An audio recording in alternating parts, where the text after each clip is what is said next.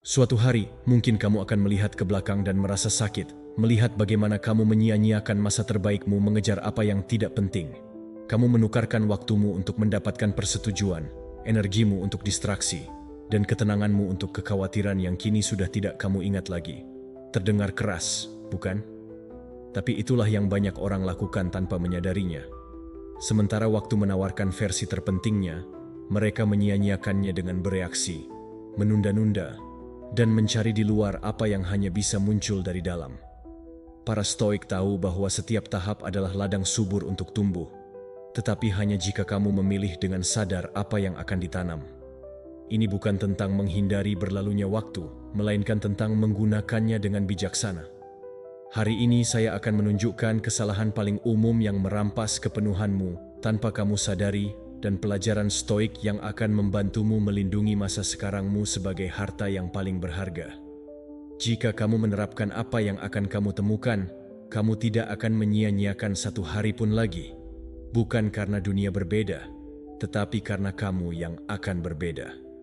Sebelum kita mulai, pergi ke kolom komentar dan tulis. Hari ini saya memilih untuk memanfaatkan usia saya yang paling berharga. Dengan itu, kamu berkomitmen untuk hidup dengan niat, kejelasan, dan tujuan. Tulis sekarang dan jadikan itu nyata. Jangan lewatkan salah satu dari pelajaran ini, terutama yang terakhir, yang paling transformatif dari semuanya. Tetapi sebelum kita mulai, jika kamu menemukan nilai dalam video ini, saya mendorongmu untuk berlangganan dan mengaktifkan notifikasi untuk tetap mendapatkan informasi terbaru. Mari kita mulai.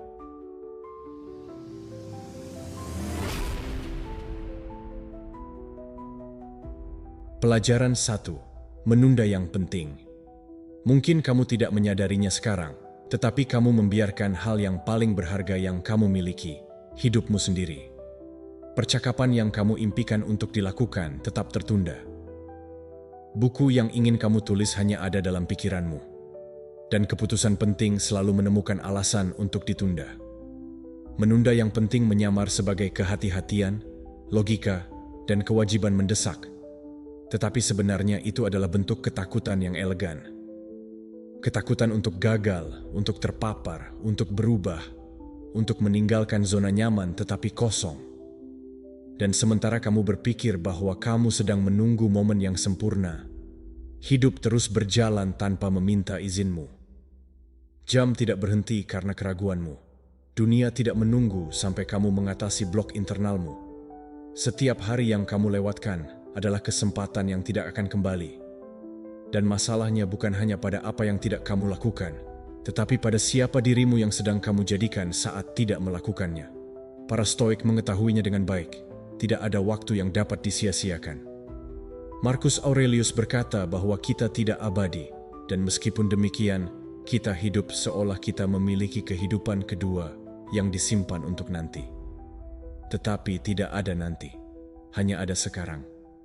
Setiap saya akan melakukannya besok adalah utang kepada jiwamu yang jarang terbayar. Menunda yang penting mengikis martabatmu karena memaksamu untuk berbohong. Kamu berkata bahwa kamu akan berubah, bahwa kamu akan mulai, bahwa kamu akan mengambil langkah, tetapi kamu tidak melakukannya. Dan dengan setiap janji yang tidak ditepati, kata-katamu kehilangan nilai pertama di hadapan dirimu sendiri, lalu di hadapan dunia. Sudah berapa kali kamu berkata, saya akan memperbaiki, saya akan meninggalkan ini, saya akan memulai itu. Dan meskipun demikian, semuanya tetap sama. Bukan karena kamu tidak ingin berubah, tetapi karena kamu belum berkomitmen cukup. Karena di dalam hatimu kamu masih percaya bahwa masih ada waktu, bahwa kamu akan melakukannya lebih baik besok, bahwa tidak apa-apa jika kamu melewatkannya hari ini. Tetapi itu terjadi karena setiap keputusan yang kamu tunda terakumulasi dan beban apa yang tidak kamu lakukan mulai menekanmu dari dalam. Kamu merasa frustrasi, cemas, terputus, dan tidak mengerti mengapa, tetapi itu wajar. Kamu telah mengabaikan kebenaranmu terlalu lama. Kamu telah hidup dengan punggung menghadap tujuanmu. Kamu telah menghabiskan harimu pada yang mendesak, tetapi bukan pada yang esensial. Kamu penuh dengan tugas, tetapi kosong dari makna. Kamu hidup untuk orang lain, tetapi melupakan dirimu. Kamu bekerja, memenuhi, berusaha, tetapi kamu tidak hadir. Tidak dengan keberadaan, tidak dengan kepenuhan. Dan ketika keheningan datang, ketika semuanya berhenti sejenak, kamu merasakan kekosongan, perasaan bahwa ada sesuatu yang hilang. Sesuatu itu adalah hidupmu sendiri, menunggu hingga kamu berhenti bersembunyi. Epictetus mengajarkan bahwa kita tidak boleh menunda transformasi kita, bahwa jika kita tahu jalan yang benar, kita harus melakukannya sekarang. Bukan besok, bukan ketika semuanya dalam keadaan teratur, bukan ketika kamu merasa lebih bersemangat, tetapi sekarang, karena perubahan bukanlah momen ajaib yang datang dari luar, tetapi keputusan tegas yang lahir dari dalam. Dan keputusan itu diuji dalam hal-hal kecil, dalam bangkit ketika kamu tidak ingin melakukannya, dalam menepati kata-katamu meskipun tidak ada yang melihat, dalam memilih yang sulit karena itu yang benar. Perbedaan antara hidup yang dijalani dengan tujuan dan hidup yang ditunda terletak pada tindakan-tindakan kecil yang kamu ulangi setiap hari. Apa yang kamu pilih hari ini menjadi takdirmu. Seneca berkata bahwa bukan karena kita memiliki sedikit waktu, tetapi karena kita menyia-nyiakannya, dan dia benar. Hari ini memiliki jam yang sama untuk semua orang. Perbedaannya terletak pada bagaimana kamu menggunakannya. Beberapa menghabiskannya untuk distraksi, keluhan, dan alasan. Yang lain menginvestasikannya untuk membangun, belajar, dan memberikan yang terbaik dari diri mereka. Di sisi mana kamu berada? Di sisi mana kamu hidup? Karena jika kamu menunda yang penting hari ini, jangan berharap hidup yang berbeda besok. Tidak ada pertumbuhan tanpa ketidaknyamanan. Tidak ada kedamaian tanpa ketertiban. Tidak ada kebebasan tanpa komitmen.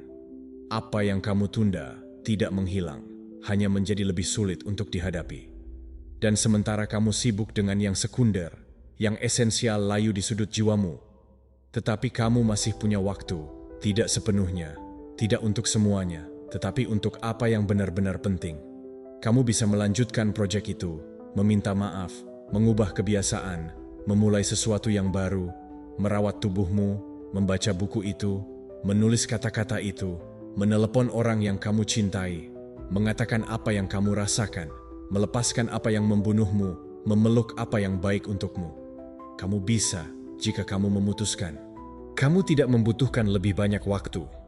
Kamu membutuhkan lebih banyak keputusan, lebih banyak kebenaran, lebih banyak keberanian, dan lebih sedikit alasan. Hidup tidak menunggu, tetapi kamu juga tidak perlu terus menunggu. Jika pesan ini bergema dalam dirimu, pergilah ke komentar dan tulis. Hari ini saya berhenti menunda hidup saya. Saya stoik dan saya mulai sekarang. Pelajaran 2. Berpegang pada masa lalu. Ada rantai yang tidak terlihat, tetapi terasa seberat menarik seluruh dunia. Itu adalah kenangan, rasa bersalah, orang-orang, tahap-tahap, keputusan, hal-hal yang sudah berlalu, tetapi yang masih kamu bawa. Berpegang pada masa lalu adalah salah satu cara paling diam untuk merusak masa sekarangmu. Kamu terus menghukum dirimu untuk kesalahan yang tidak lagi menentukan siapa dirimu. Kamu mengulang adegan satu kali lagi seolah-olah kamu dapat mengubah yang terjadi hanya dengan memikirkannya. Tetapi itu tidak bisa. Masa lalu tidak bisa dihapus. Itu diedit, diterima, dipelajari, dihormati, dan kemudian dilepaskan. Jika kamu tidak melakukannya, kamu akan terjebak, karena tidak ada yang bisa maju sambil terus melihat ke belakang. Tidak peduli seberapa keras kamu mencobanya, masa lalu tidak akan bergerak bersamamu. Kamu yang harus melangkah maju. Para Stoik memahami bahwa hidup terikat pada apa yang telah terjadi adalah menyangkal apa yang masih bisa terjadi. Marcus Aurelius menulis bahwa setiap hari adalah kehidupan baru. Dan, meskipun demikian, banyak yang bangun setiap pagi membawa beban emosional bertahun-tahun yang bukan milik mereka lagi. Mereka mengidentifikasi diri dengan luka lama, mereka mendefinisikan diri berdasarkan kegagalan. Apa gunanya begitu banyak rasa bersalah? Siapa yang dibantu dengan terus menjilat luka yang sudah tidak berdarah? Apa yang terjadi memiliki tujuan? Itu mengajarkanmu sesuatu, menunjukkan batasanmu, bayanganmu, kesalahanmu. Dan berkat itu, sekarang kamu bisa menjadi lebih bijaksana, lebih kuat, lebih sadar. Tetapi jika alih-alih belajar kamu berpegang pada itu, kamu mengubah pelajaran itu menjadi penjara. Berpegang pada masa lalu juga bisa menyamar sebagai nostalgia. Kamu mengidealiskan masa-masa yang tidak akan kembali. Apakah kamu berpikir bahwa sebelumnya kamu lebih bahagia, bahwa hidup lebih baik? Kamu berpikir bahwa apa yang kamu miliki tidak akan kamu dapatkan lagi, tetapi persepsi itu adalah perangkap. Kamu hanya mengingat yang baik, menyaring yang tidak nyaman. Dan sementara kamu mengidealiskan apa yang telah terjadi, kamu meremehkan apa yang ada. Kamu tidak melihat peluang hari ini karena kamu sibuk membandingkannya dengan yang kemarin. Kamu menghalangi yang baru karena kamu masih menunggu sesuatu untuk kembali. Tetapi apa yang telah pergi tidak hilang. Itu telah terpenuhi. Kamu memiliki momen itu, hubungan itu, pengalaman itu. Itu nyata, tetapi waktunya telah berakhir, dan menolaknya hanya memperpanjang penderitaan. Epictetus berkata bahwa kita tidak boleh menginginkan hal-hal terjadi seperti yang kita inginkan, tetapi menerima seperti yang terjadi. Dan itu termasuk menerima bahwa sesuatu telah berakhir. Itu juga terjadi ketika kamu menolak untuk melepaskan versi lama dirimu. Kamu terus mendefinisikan dirimu berdasarkan apa yang kamu lakukan bertahun-tahun yang lalu, berdasarkan apa yang tidak kamu capai, berdasarkan siapa kamu sebelumnya. Tetapi kamu bukan orang itu lagi. Kamu telah berubah. Kamu sedang berubah sekarang.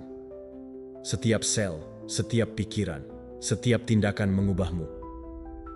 Jadi, mengapa kamu bersikeras untuk menjadi siapa kamu yang sudah tidak ada? Berpegang pada masa lalu adalah cara untuk menolak evolusi. Itu seperti mencoba agar bunga tetap menjadi biji. Perubahan bukanlah pengkhianatan. Itu adalah pertumbuhan. Tetapi, untuk tumbuh, kamu perlu mengucapkan selamat tinggal pada bagian-bagian dirimu. Beberapa diperlukan pada waktunya, tetapi tidak lagi berguna, tidak lagi mewakili dirimu, dan jika kamu tidak membiarkannya pergi, mereka akan mengambil tempat dari yang baru yang ingin muncul. Seneca mengajarkan bahwa masa kini adalah satu-satunya yang benar-benar kita miliki dan, meskipun demikian, itu adalah yang paling kita abaikan karena kita terlalu sibuk bepergian dalam waktu, meratapi apa yang telah berlalu atau takut pada apa yang akan datang. Tetapi di sini dan sekarang adalah di mana hidupmu terjadi. Kamu tidak bisa membangun apapun dari nostalgia. Kamu tidak bisa menyembuhkan apa yang tidak kamu terima, dan kamu tidak bisa mencintai apa yang tidak kamu huni. Jadi lepaskan. Lepaskan rasa bersalah, lepaskan keterikatan, lepaskan versi dirimu yang sudah tidak ada. Bukan karena itu tidak penting, tetapi karena itu sudah memenuhi fungsinya. Masa lalu adalah tanah tempat kamu menanam akar, tetapi buah hanya tumbuh di masa kini. Mungkin kamu tidak bisa mengubah apa yang terjadi. Mungkin apa yang kamu hilangkan tidak akan kembali. Mungkin kamu melakukan kesalahan yang menyakitkan ketika kamu mengingatnya. Tetapi kamu bisa mengubah cerita yang kamu ceritakan tentang semua itu. Kamu bisa memutuskan bahwa kamu tidak akan didefinisikan oleh momen terburukmu, tetapi oleh keputusanmu untuk melanjutkan. Kamu bisa melihat masa lalu dengan rasa syukur, bukan dengan rasa bersalah, dengan belas kasih, bukan dengan kebencian, dan di atas segalanya, dengan kepastian bahwa setiap hal yang kamu alami membawamu ke sini. Pelajaran 3. Mengabaikan kesehatanmu. Terkadang tidak perlu penyakit untuk merasa sakit. Cukup dengan terputus dari dirimu, dengan mengabaikan apa yang tubuhmu coba katakan setiap hari dalam bentuk kelelahan, ketegangan, insomnia, atau ketidaknyamanan. Mengabaikan kesehatanmu tidak selalu terlihat seperti keadaan darurat. Terkadang itu menyamar sebagai produktivitas, komitmen, saya tidak punya waktu. Tetapi harga dari pengabaian itu lebih tinggi daripada yang bersedia kamu bayar. Kamu terus, dengan kebiasaan yang sama, seolah-olah tubuhmu bisa terus berfungsi sama, tetapi sudah tidak bisa. Bukan karena kamu lemah, tetapi karena kamu memaksakan lebih dari yang kamu beri nutrisi. Karena kamu hidup, seolah-olah tubuhmu adalah mesin dan bukan kuil yang juga membutuhkan perawatan, penghormatan, dan perhatian. Kamu mengabaikan sinyal yang sebelumnya kamu toleransi, membenarkan rasa sakit dengan frasa seperti, "Itu normal, nanti akan sembuh," atau besok saya istirahat. Tetapi besok itu tidak pernah datang. Dan apa yang dimulai sebagai kelelahan ringan berubah menjadi kelelahan kronis. Apa yang tampaknya ketegangan kecil akhirnya menjadi kecemasan atau penyakit.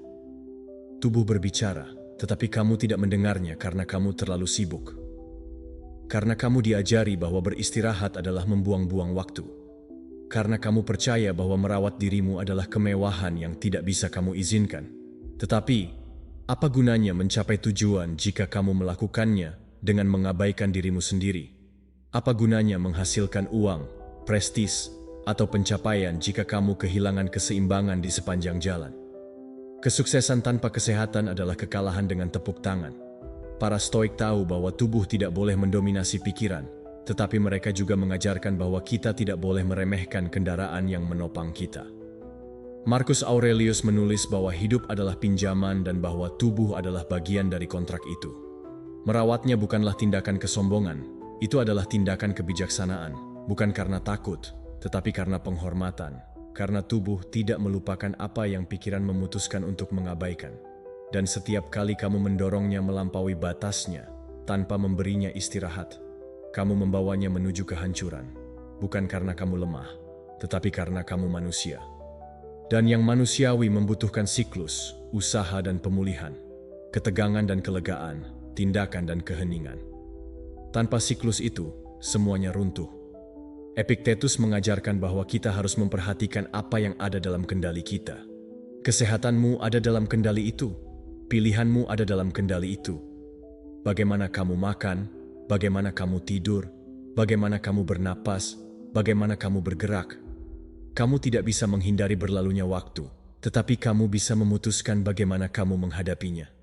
Kamu bisa menghadapi setiap tahap hidupmu dengan martabat atau dengan kemunduran. Dan perbedaan itu terletak pada keputusan kecil yang kamu buat setiap hari. Apa yang kamu pilih untuk diletakkan di piringmu ketika kamu mematikan ponsel? Seberapa banyak kamu bergerak? Seberapa banyak kamu mendengarkan dirimu? Kamu tidak membutuhkan diet ekstrim, tubuh yang sempurna, atau rutinitas yang mustahil. Kamu hanya perlu menyambung kembali dengan dirimu. Kembali memperlakukan dirimu sebagai seseorang yang berharga, bukan sebagai proyek yang selalu bisa menunggu. Mengabaikan kesehatanmu juga terjadi ketika kamu menempatkan dirimu di urutan terakhir, ketika kamu percaya bahwa semuanya lebih penting daripada dirimu, pekerjaan, orang lain, tujuan, kewajiban. Tetapi yang mendesak tidak selalu yang penting, dan yang penting seringkali adalah dirimu, kedamaianmu, tubuhmu, energimu. Jika kamu tidak baik, semuanya yang lain akan goyah. Dan yang terburuk adalah bahwa seringkali kamu tidak menyadarinya, sampai tubuhmu memaksamu untuk berhenti. Itu menghentikanmu dengan rasa sakit, dengan ketakutan, dengan sinyal yang lebih kuat. Dan di sana kamu mengerti bahwa waktu yang tidak kamu berikan, sekarang harus kamu bayar dengan lebih banyak waktu. Bahwa apa yang tidak kamu cegah, sekarang harus kamu perbaiki. Seneca berkata bahwa kita tidak boleh terburu-buru begitu banyak, sehingga kita melupakan untuk hidup. Dan hidup bukan hanya tentang melakukan hal-hal. Hidup juga tentang merawat diri, berhenti, memulihkan tenaga. Istirahat bukanlah kemalasan, itu adalah strategi, itu adalah pencegahan, itu adalah penghormatan terhadap satu-satunya tubuh yang akan kamu miliki. Karena ketika kamu beristirahat, kamu sembuh. Ketika kamu makan dengan baik, kamu menguatkan dirimu. Ketika kamu bernapas dalam-dalam, kamu kembali kepada dirimu. Tidak perlu menunggu sampai ke batas untuk melakukan perubahan. Tidak perlu sakit untuk menyadari bahwa kesehatanmu penting. Kamu bisa memilih sekarang, bukan karena takut, tetapi karena mencintai diri sendiri.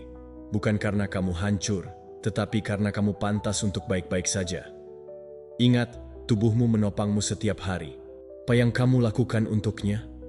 Apakah kamu mengabaikannya? Apakah kamu memaksanya? Apakah kamu melupakannya?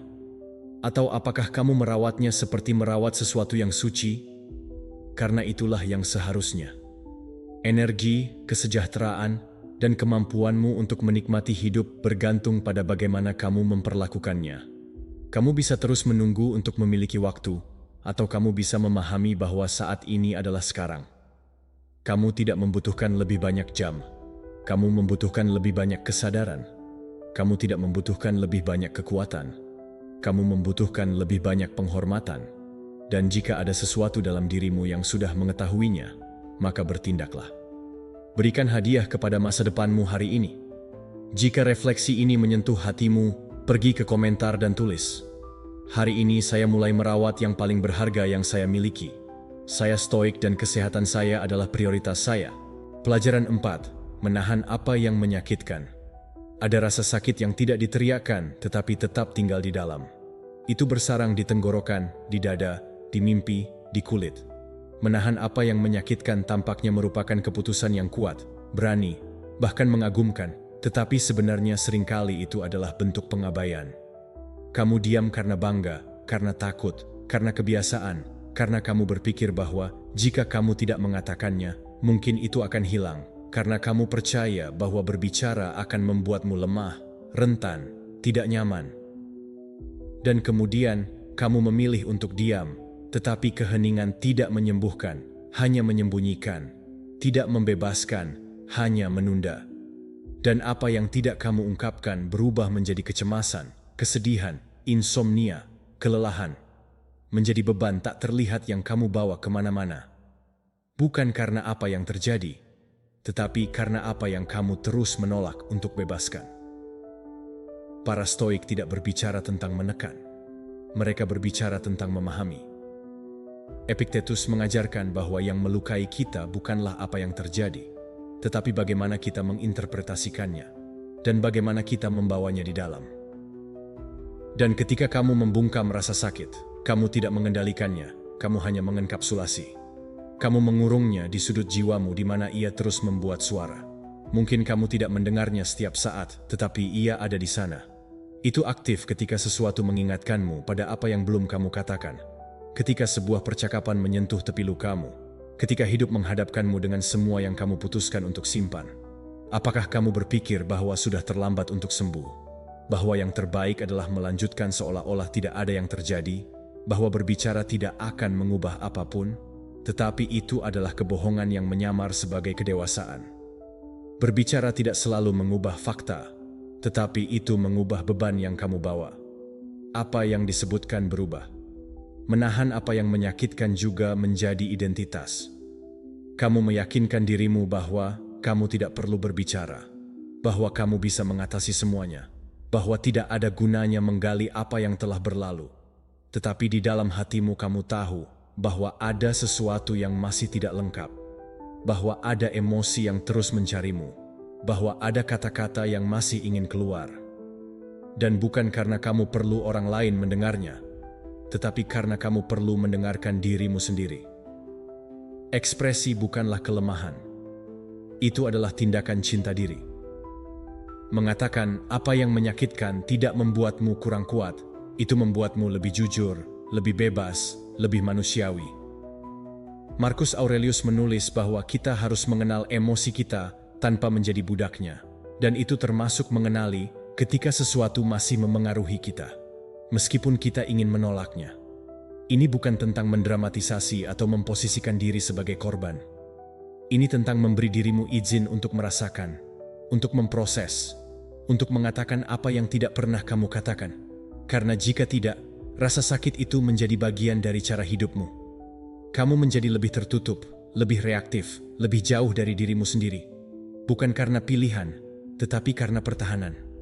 Kamu lebih suka menanggung sendiri daripada membuat orang lain tidak nyaman, tetapi harga dari keheningan itu terlalu tinggi. Karena sementara kamu menjaga orang lain, kamu mengabaikan dirimu sendiri. Sementara kamu melindungi kedamaian mereka, kamu meninggalkan kedamaianmu sendiri. Dan itu, cepat atau lambat, akan menagih harga. Seneca berkata bahwa jiwa membutuhkan istirahat sama seperti tubuh. Dan istirahat emosional hanya datang ketika kamu melepaskan apa yang berat, ketika kamu memberi dirimu izin untuk menangis atas apa yang menyakitkan, menyebut apa yang meninggalkan bekas, menutup apa yang terbuka. Terkadang kamu tidak perlu solusi, kamu hanya perlu ruang untuk mengekspresikan, untuk mengeluarkan apa yang telah kamu simpan selama ini. Karena penyembuhan dimulai dengan kebenaran, dan kebenaran dimulai dari dirimu. Dengan memiliki keberanian untuk mengatakan, ini menyakitkan, ini masih memengaruhi saya, ini tidak pernah saya bicarakan. Bukan untuk menyalahkan orang lain, tetapi untuk membebaskan dirimu. Kamu tidak sendirian karena berbicara. Kamu tidak lemah karena merasakan. Kamu tidak dramatis karena ingin sembuh. Kamu manusia. Dan sebagai manusia, kamu membutuhkan koneksi, ekspresi, pemahaman. Mungkin tidak semua orang akan mengerti kamu. Mungkin tidak semua orang layak mendengarkanmu. Tetapi kamu layak untuk mendengarkan dirimu sendiri. Dan jika kamu tidak bisa berbicara dengan orang lain, tulislah. Jika kamu tidak bisa menulis, bernapaslah dan biarkan tubuh yang mengekspresikannya. Lakukan dengan caramu, tetapi lakukanlah, karena setiap kata yang tidak diucapkan menjadi beban. Dan kamu tidak di sini untuk hidup dengan beban. Kamu di sini untuk hidup dengan damai. Jangan meremehkan kekuatan mengakui kebenaranmu, meskipun hanya dengan satu kalimat.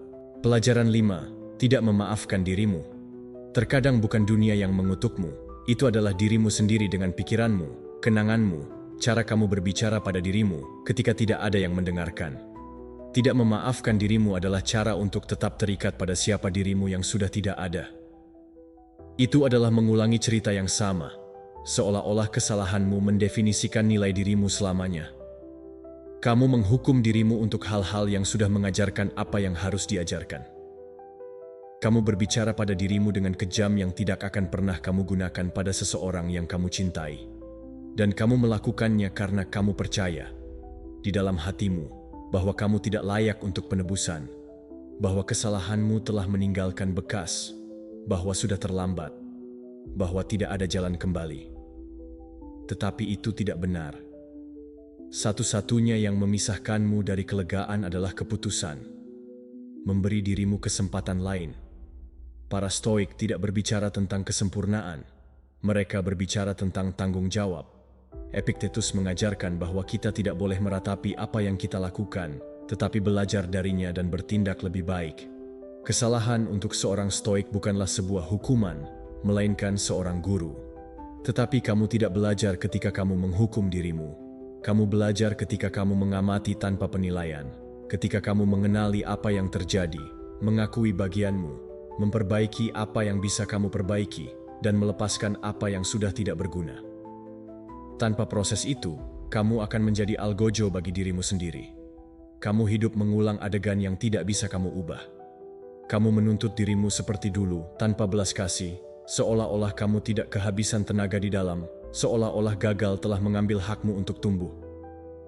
Tidak memaafkan dirimu juga merupakan bentuk kontrol. Kamu meyakinkan diri bahwa jika kamu terus menyalahkan dirimu, kamu akan lebih waspada, bahwa dengan cara itu kamu tidak akan mengulangi kesalahan yang sama, tetapi sebenarnya kamu hanya memberi makan ketakutan. Dan ketakutan tidak mengubah, itu membuatmu terhenti. Apa yang mengubah adalah pemahaman, pengakuan jujur bahwa kamu melakukan yang terbaik yang kamu bisa dengan apa yang kamu ketahui saat itu. Mungkin sekarang kamu akan melakukan segala sesuatu dengan cara yang berbeda, dan itu adalah bukti bahwa kamu telah tumbuh. Tetapi kamu tidak bisa maju jika kamu terus menuntut dirimu yang dulu untuk tingkat kesadaran yang hanya kamu miliki sekarang. Kebijaksanaan datang terlambat, dan itu bukan kesalahan. Itu bagian dari proses. Marcus Aurelius berkata bahwa hidup adalah apa yang kamu putuskan itu.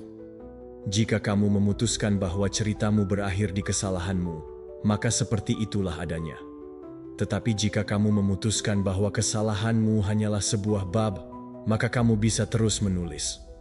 Masa lalu tidak bisa diubah, tetapi masa kini masih terbuka. Kesempatan untuk memulai tidak tergantung pada dunia, tergantung padamu. Tidak ada yang akan datang memberikan izin untuk berhenti menyalahkan dirimu. Izin itu hanya bisa diberikan oleh dirimu sendiri. Dan itu dimulai dengan mengubah cara kamu berbicara pada dirimu. Bukan dengan kelemahan, tetapi dengan kemanusiaan.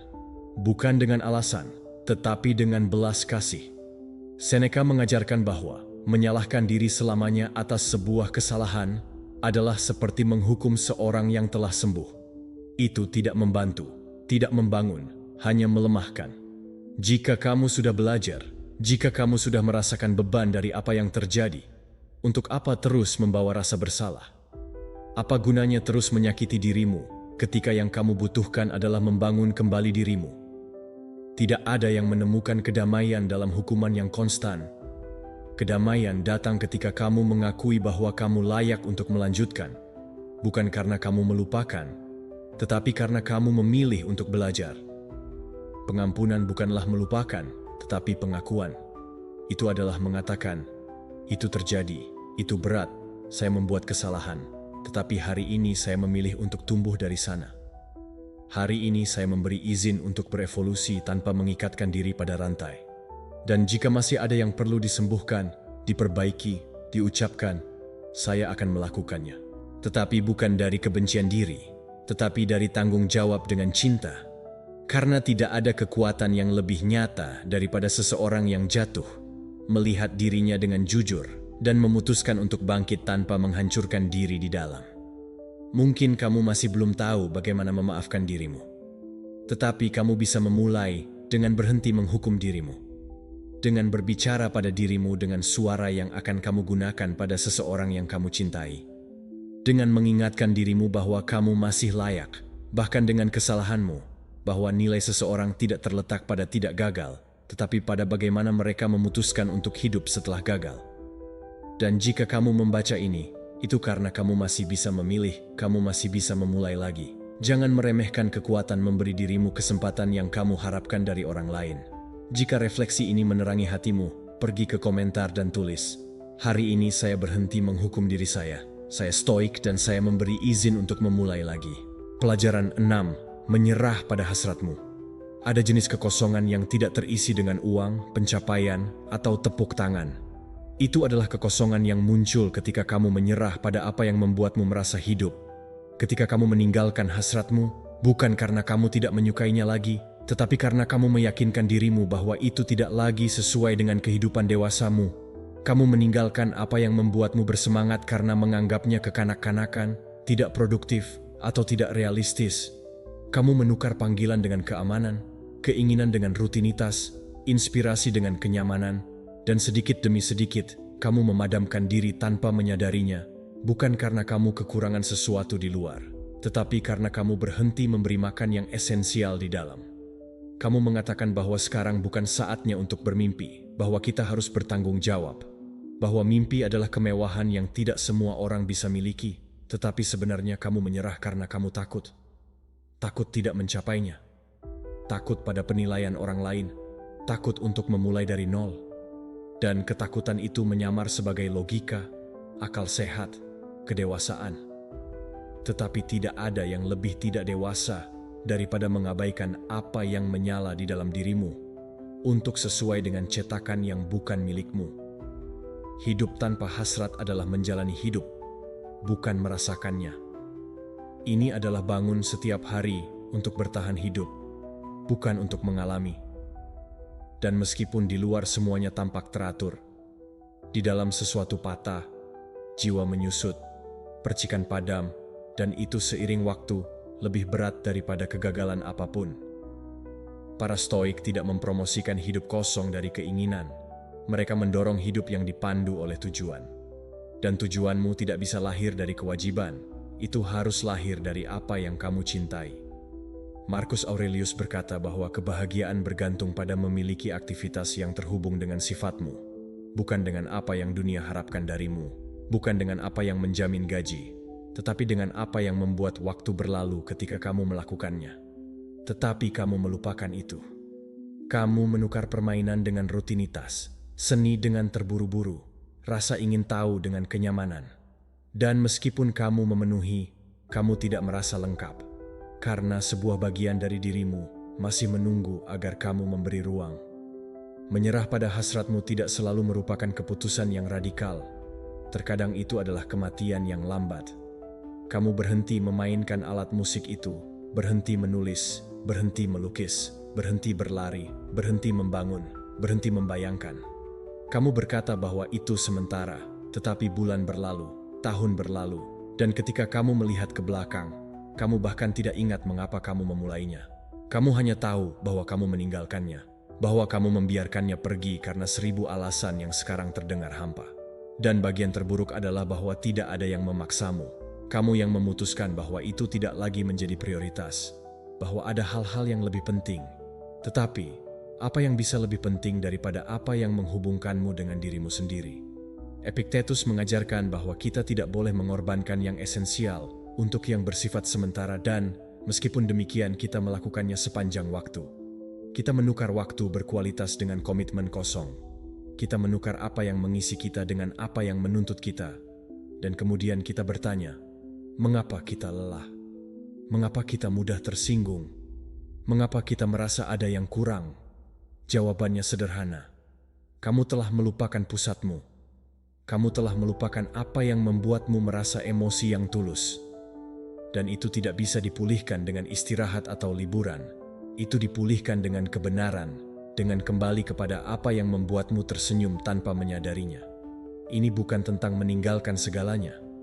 Ini bukan tentang hidup dalam mimpi dan melupakan dunia. Ini tentang memberi ruang, tidak mengkhianati dirimu, mengingat bahwa hasrat tidak menghilang, hanya terdiam, tetapi tetap ada, menunggu, mengamati bagaimana kamu menjalani harimu dalam mode otomatis. Mereka tidak membutuhkan 8 jam sehari.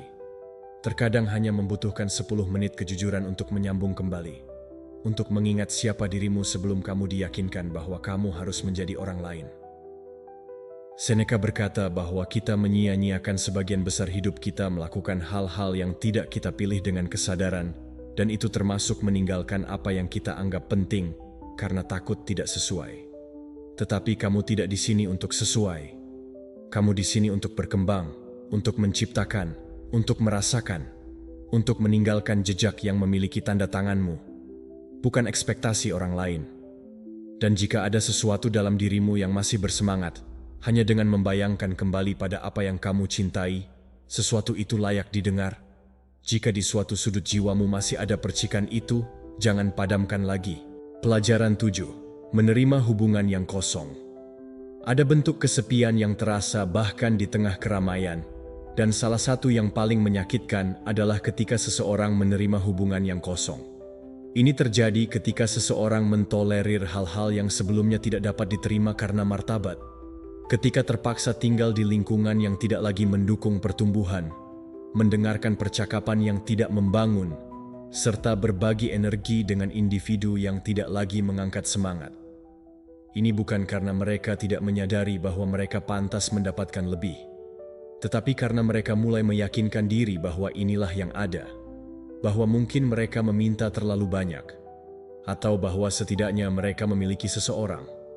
Namun, setidaknya itu merupakan pengunduran diri yang sunyi terhadap kedamaian dan keaslian diri, serta hak untuk dikelilingi oleh hubungan yang memberikan nutrisi, bukan yang menguras.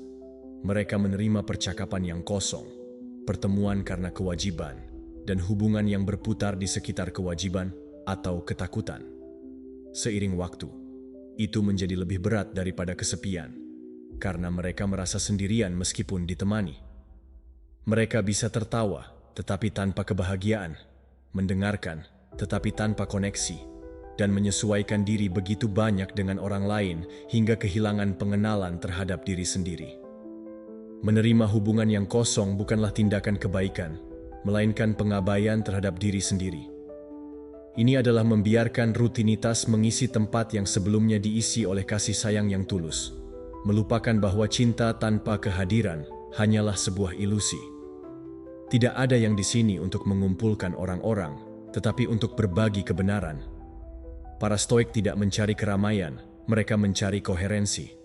Epictetus mengajarkan bahwa lebih baik sendirian daripada ditemani oleh orang-orang yang tidak tepat, karena hubungan tanpa jiwa tidak hanya tidak menambah, tetapi juga mengurangi, membuat kelelahan, dan menarik seseorang ke dalam dinamika yang tidak mencerminkan nilai-nilai yang sebenarnya dihargai.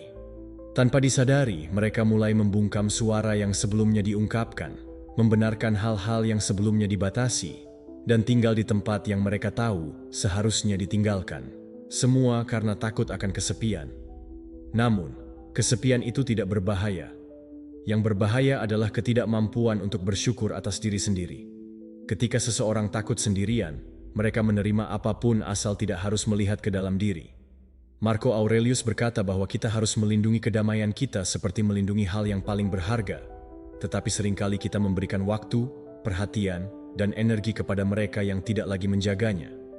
Kita menunggu sesuatu yang tidak datang, menunggu seseorang untuk berubah, menunggu segala sesuatunya membaik. Namun, apa yang sudah rusak tidak selalu dapat diperbaiki, dan apa yang hanya bertahan karena ketakutan tidak pantas untuk dipertahankan. Mencintai bukanlah menahan segalanya, tetapi mengetahui kapan harus melepaskan. Melepaskan bukanlah membenci, tetapi menghormati diri sendiri.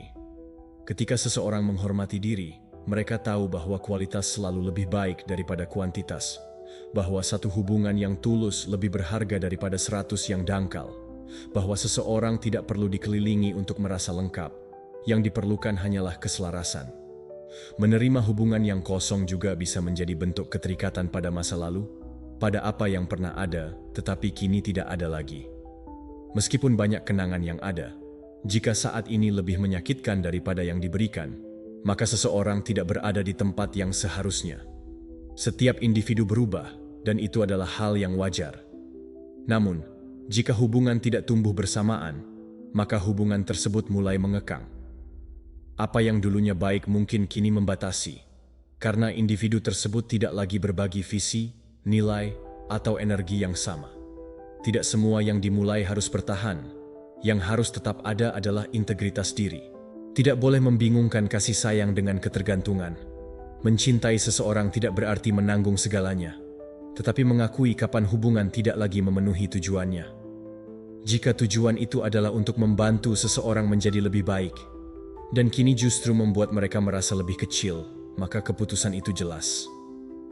Ini bukan tentang kebencian atau kemarahan, tetapi tentang cinta diri, kebenaran, dan kebebasan untuk memilih jenis hubungan yang pantas mendapatkan waktu, perhatian, dan jiwa seseorang. Mungkin ada perasaan bahwa melepaskan adalah kehilangan, tetapi terkadang melepaskan adalah memberi ruang bagi orang-orang baru, bagi versi baru dari diri sendiri, untuk kedamaian yang hanya datang ketika seseorang berhenti menerima remah-remah. Ini bukan tentang menuntut, tetapi mengingat nilai-nilai diri yang merupakan bentuk cinta yang banyak orang belum mengerti. Lakukan hari ini sebuah tindakan penghormatan terhadap diri sendiri. Pergilah ke komentar dan tulis, "Hari ini saya berhenti menerima hubungan yang kosong. Saya seorang stoik dan kedamaian saya lebih berharga daripada perusahaan yang dangkal." Pelajaran 8. Hidup dengan memberi alasan. Ada penjara yang tidak memiliki jeruji, tetapi tetap mengurung seseorang. Salah satunya adalah kebutuhan konstan untuk menjelaskan siapa diri sendiri, apa yang dilakukan, dan mengapa melakukannya. Hidup dengan memberi alasan adalah cara yang lambat untuk menyerahkan keaslian. Seseorang terus menjelaskan hidupnya kepada mereka yang tidak akan pernah memahaminya, seolah-olah persetujuan mereka adalah tiket masuk ke kebebasan pribadi. Namun, itu bukanlah tiket. Itu adalah jebakan yang menghabiskan energi, waktu, dan kebenaran. Ketika berusaha meyakinkan orang lain, individu tersebut menjauh dari dirinya sendiri, berhenti memilih apa yang baik baginya, dan mulai hidup berdasarkan apa yang diyakini tidak akan mengganggu orang lain. Keputusan tidak diambil karena takut dengan apa yang akan mereka katakan, bukan karena tidak tahu apa yang diinginkan, tetapi karena ketakutan terhadap pandangan orang lain. Seringkali, seseorang bertanya-tanya, apakah mereka akan disukai? Apakah mereka akan terlihat benar? Apakah mereka akan cocok? Sementara itu, hidup berlalu, kesempatan semakin menyusut, keinginan teredam, dan mereka tetap di sana memberi alasan untuk pilihan, emosi, dan langkah-langkah, seolah-olah setiap bagian dari diri mereka memerlukan izin, seolah-olah cara merasakan dunia harus dinegosiasikan dengan semua orang kecuali diri sendiri. Para Stoik mengajarkan untuk bertindak dengan koherensi internal, bukan ketergantungan eksternal.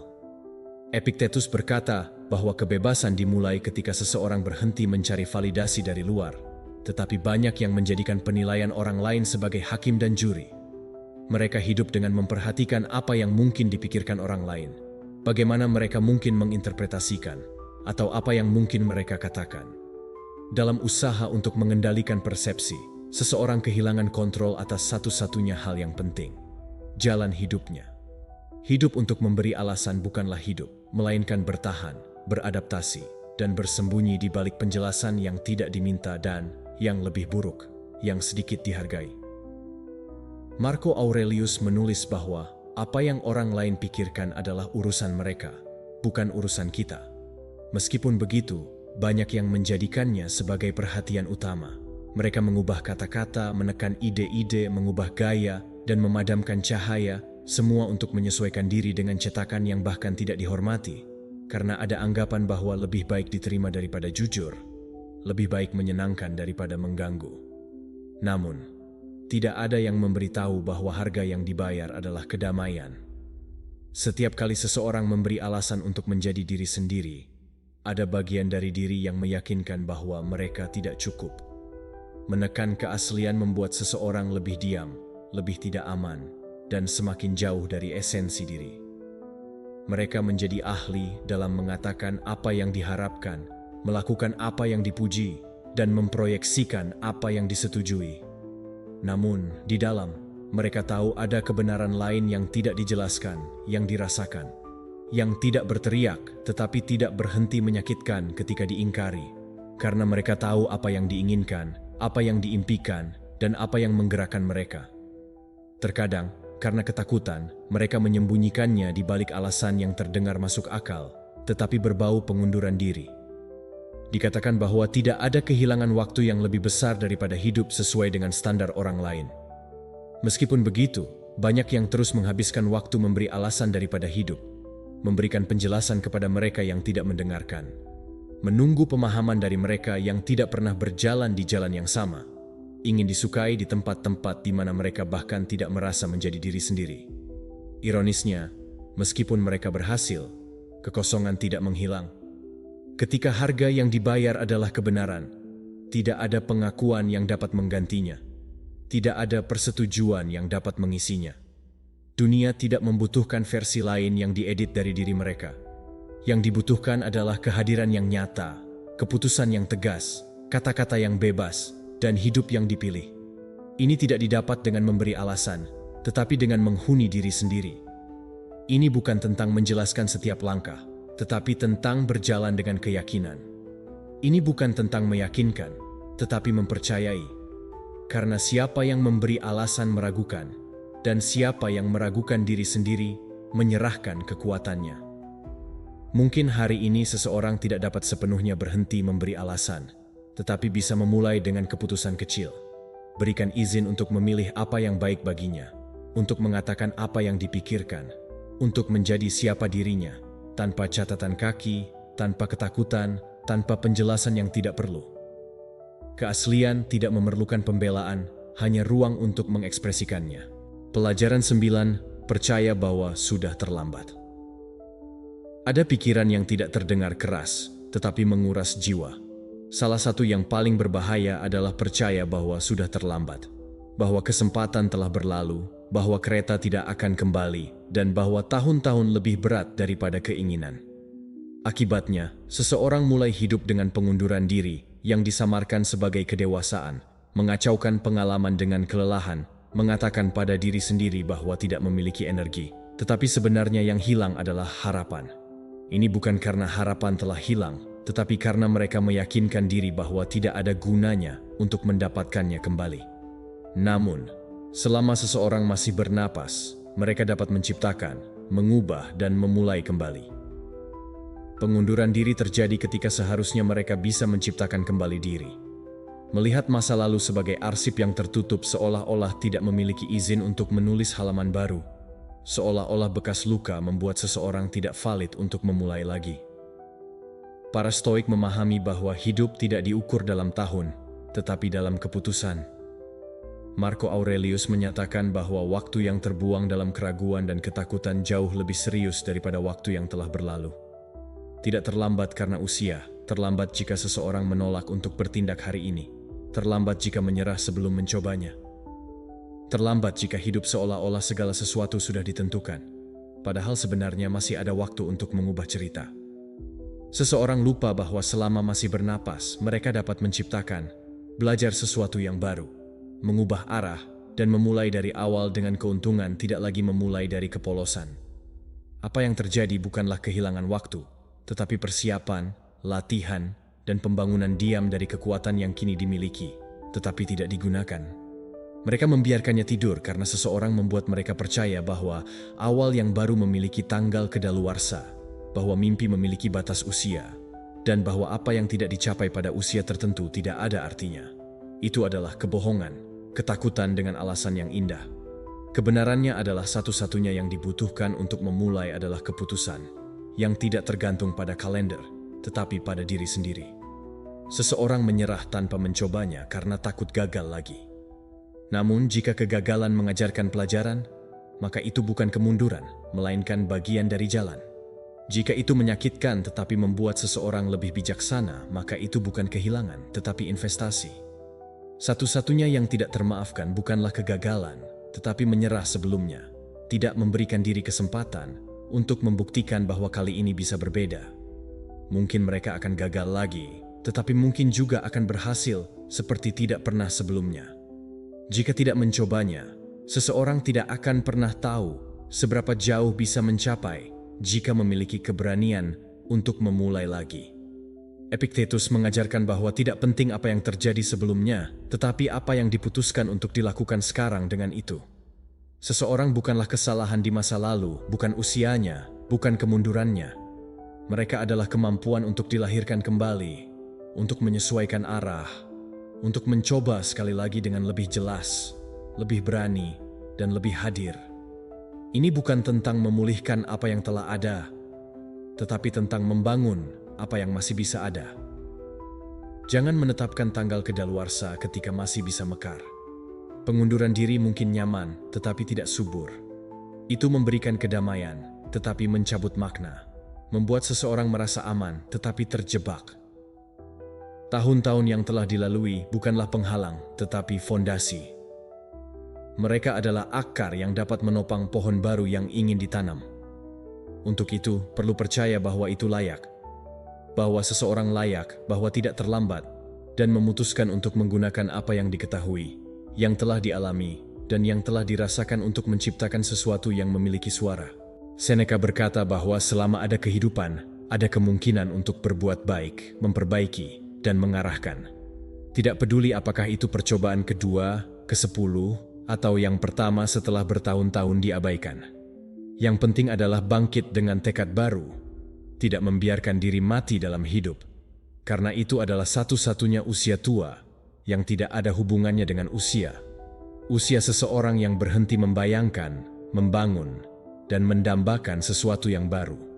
Mungkin seseorang tidak dapat kembali ke awal, tetapi selalu bisa memulai dari mana mereka berada, dengan apa yang mereka miliki, dengan siapa diri mereka sekarang. Terkadang, dari situlah cerita yang paling kuat lahir. Jangan padamkan percikan yang masih ingin menyala. Beri kesempatan baru pada api di dalam diri. Pergilah ke komentar dan tulis, "Hari ini saya berhenti mengatakan bahwa sudah terlambat.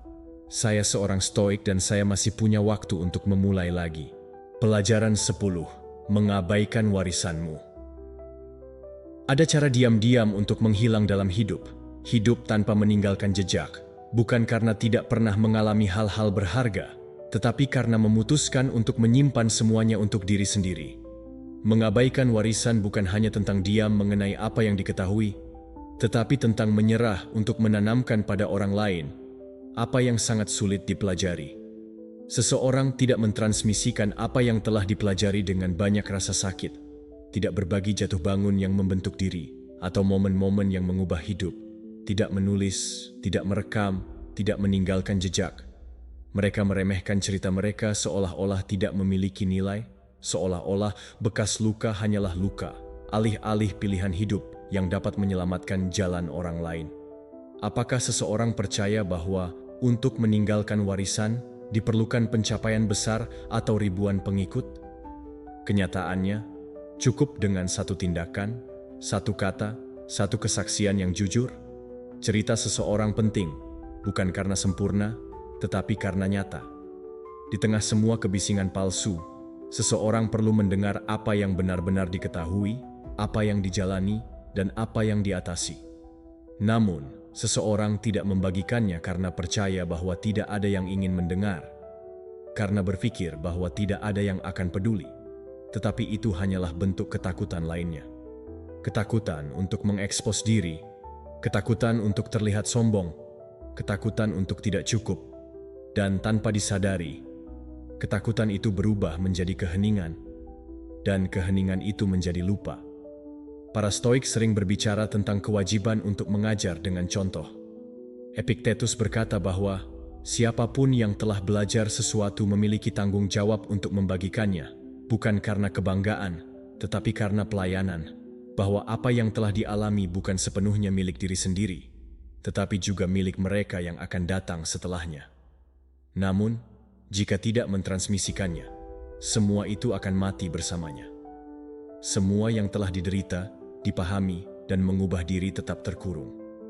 Dan dunia terus berjalan tanpa mendapatkan manfaat dari apa yang bisa diberikan. Seseorang membiarkan waktu menghapus apa yang dapat ditinggalkan dalam bentuk tulisan kepada orang lain. Marco Aurelius menulis bukan untuk dunia, tetapi untuk dirinya sendiri. Tetapi warisannya hari ini menginspirasi jutaan orang, karena dia memiliki keberanian untuk menuliskan apa yang dipikirkan, dirasakan, dan diyakini, bukan karena sempurna, tetapi karena tulus. Seseorang juga bisa melakukannya. Tidak perlu menjadi seorang filsuf, penulis, atau pemimpin. Cukup ingin meninggalkan jejak. Cukup dengan mengajarkan seseorang apa yang ingin diketahui sebelumnya. Cukup dengan meninggalkan surat, catatan, audio, atau percakapan yang sadar. Karena ada seseorang, meskipun hari ini tidak terlihat, yang perlu mendengar apa yang dimiliki untuk dikatakan. Mengabaikan warisan adalah melupakan bahwa seseorang tidak di sini hanya untuk mengumpulkan pengalaman, tetapi untuk menyebarkan kebijaksanaan, berbagi api yang sulit dinyalakan, dan membangun jembatan dengan cerita, bukan tembok keheningan. Namun, itu memerlukan tindakan keberanian, mempercayai diri layak untuk didengar, memahami bahwa pengalaman tidak kecil, bahwa apa yang dilalui memiliki tujuan lebih besar jika memutuskan untuk membagikannya, dan bahwa diam karena kerendahan hati juga merupakan bentuk egoisme, karena menolak dunia dari pelajaran yang hanya bisa diberikan. Seneca mengajarkan bahwa waktu berlalu, tetapi dampak kata-kata dapat melampaui generasi. Namun, itu hanya terjadi jika seseorang berani berbicara, menulis, mengajar, dan melihat jalan dengan hormat, serta menawarkannya dengan kemurahan hati. Jangan tunggu sampai terlambat. Jangan tunggu sampai hidup terpecahkan. Jangan tunggu sampai seseorang memintanya. Mulailah hari ini. Karena warisan tidak dibangun dalam satu tindakan besar terakhir, tetapi dalam tindakan kecil yang sadar yang dibagikan dengan niat.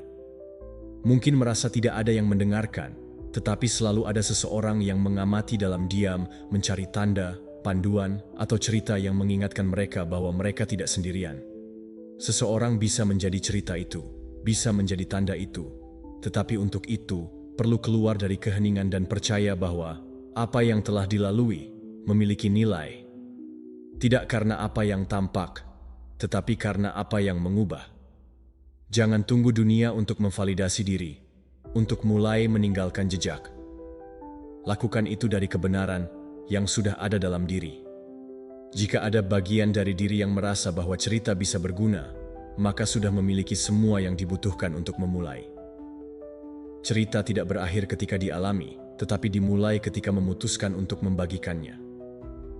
Pergilah ke komentar dan tulis, "Hari ini saya memutuskan untuk meninggalkan jejak.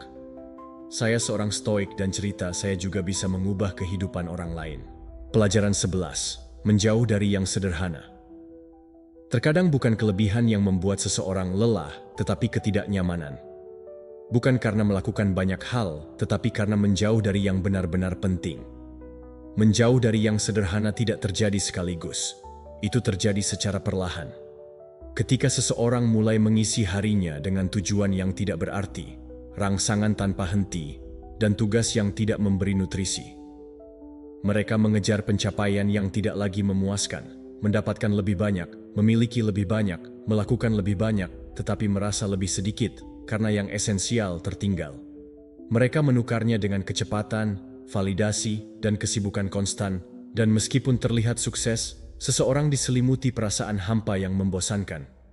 Mereka melupakan nilai percakapan yang tulus, di mana tidak perlu berpura-pura, melihat seseorang di mata tanpa layar di antara mereka, mendengarkan tanpa terburu-buru, dan berbicara tanpa filter, karena percaya bahwa yang sederhana itu sedikit, ketika sebenarnya itu adalah satu-satunya yang tidak melelahkan.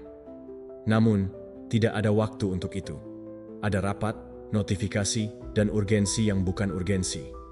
Hari demi hari, seseorang semakin menjauh dari diri mereka, karena yang menghubungkan bukanlah apa yang dikumpulkan, tetapi apa yang dibagikan dari kebenaran. Mereka terputus dari alam, dari keheningan, dari yang esensial. Menghabiskan minggu-minggu tanpa menyentuh tanah dengan telapak kaki telanjang, tanpa melihat langit, tanpa memikirkan hal-hal yang harus dilakukan, tanpa duduk dengan diri sendiri untuk mendengarkan tanpa penilaian. Kemudian mereka bertanya, mengapa merasa mudah marah, cemas, dan terputus?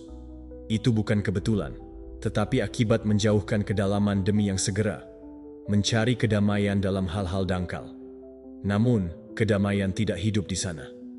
Ia hidup dalam yang sederhana, dalam apa yang tidak memerlukan uang, dalam apa yang tidak memerlukan saksi. Para Stoik memahami bahwa hidup sederhana bukanlah pengunduran diri, melainkan pilihan yang sadar. Seneca berkata bahwa semakin banyak yang diinginkan, semakin menjadi budak. Namun, banyak yang terus menambah barang, aktivitas, dan tujuan, percaya bahwa di pencapaian berikutnya akan menemukan kepenuhan yang hilang hari ini. Tanpa menyadari bahwa yang dibutuhkan bukan lebih, tetapi kurang. Kurang kebisingan, kurang harapan yang tidak sesuai, kurang gangguan. Lebih banyak kehadiran, lebih banyak keheningan, lebih banyak kebenaran. Karena hanya di sana, dalam kesederhanaan, seseorang bisa kembali mendengarkan diri. Marco Aurelius mencari kejelasan dalam yang esensial. Dia menulis untuk dirinya sendiri agar tidak melupakan apa yang penting. Lalu, apa yang dilakukan untuk mengingatnya? Apa yang dilakukan setiap hari yang mendekatkan pada ketenangan? Siapa yang didengarkan ketika merasa tersesat? Apakah mereka yang berteriak dari luar atau suara lembut yang masih hidup di dalam? Menjauh dari yang sederhana adalah menjauh dari diri sendiri. Itu adalah melupakan bahwa keindahan yang paling dalam adalah yang tidak memerlukan hiasan. Bahwa berjalan tanpa telepon bisa lebih menyembuhkan daripada terapi apapun. Bahwa percakapan tanpa filter bisa memberikan lebih banyak kedamaian daripada seharian produktivitas yang kosong. Namun, tidak mudah untuk kembali ke yang sederhana. Itu memerlukan keberanian. Keberanian untuk melepaskan kebisingan, untuk turun dari ritme yang dipaksakan, untuk mengatakan tidak pada yang tidak lagi bergetar dengan diri, dan untuk memulihkan ruang untuk jeda, kehadiran, dan koneksi nyata, karena yang sederhana tidak berteriak, tidak bersaing, dan tidak mendorong. Ia hanya ada di sana menunggu seseorang kembali, menunggu untuk diingat, menunggu seseorang berhenti sejenak untuk kembali merasakan. Epictetus mengajarkan bahwa kebahagiaan lahir ketika keinginan selaras dengan apa yang ada di tangan, dan yang sederhana selalu berada di tangan. Sedikit waktu dalam keheningan, berjalan dengan sadar, makan tanpa layar, percakapan yang jujur, dan napas yang dalam. Tidak perlu lebih untuk mulai kembali kepada diri. Yang dibutuhkan hanyalah niat dan keputusan bahwa kesejahteraan lebih berharga daripada percepatan buatan. Mungkin hari ini tidak bisa mengubah seluruh hidup, tetapi bisa membuat ruang untuk apa yang menenangkan, untuk yang tidak menuntut apapun, dan, meskipun demikian, memberimu segalanya.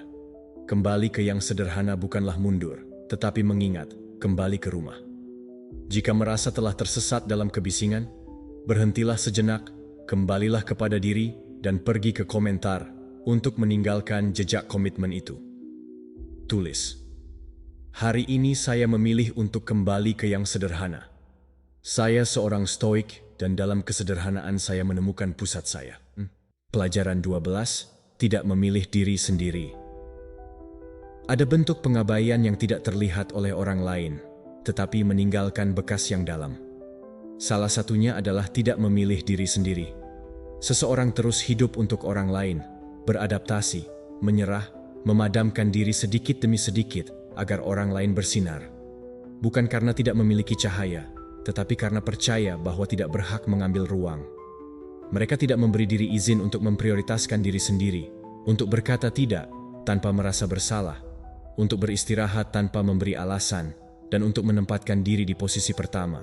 Meskipun hanya untuk sejenak, karena dibesarkan dengan keyakinan bahwa mencintai berarti memberikan segalanya, bahkan ketika sudah tidak memiliki apa-apa lagi.